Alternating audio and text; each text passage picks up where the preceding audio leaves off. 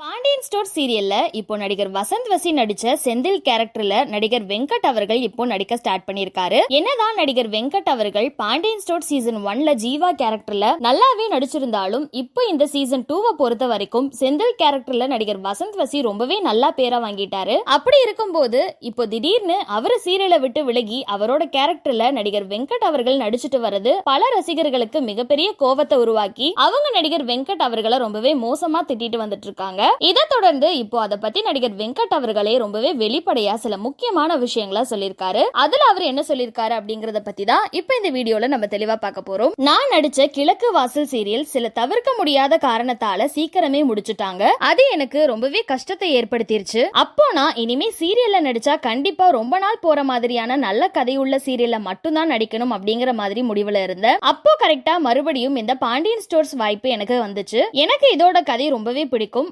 அதனால எனக்கு நடிக்க எந்த தயக்கமும் இல்ல. ஆனா அதுக்காக வேணும்னே நடிகர் வசந்த் வசி அவர்களை திட்டம் போட்டு விலகின மாதிரியும் அதுவும் என்னாலதான் அவர் விலகினாரு அப்படின்னு சொல்றதெல்லாம் கொஞ்சம் கூட நியாயமே இல்ல. இங்க யாருமே யாருக்கும் எதிரி இல்ல. இன்னும் சொல்ல போனா எனக்கு வசந்த் வசியே ரொம்ப பிடிக்கும். அவரு போனது எனக்கு கஷ்டமா தான் இருக்கு. ஆனா அதுக்காக என்ன தப்பா பேசாதீங்க, நானும் மனுஷன் தான் அப்படின்னு ரொம்பவே கோவமா சொல்லியிருக்காரு. அது மட்டும் இல்லாம இவ்ளோ நாள் எனக்கு நீங்க நிறைய சப்போர்ட் பண்ணிருக்கீங்க.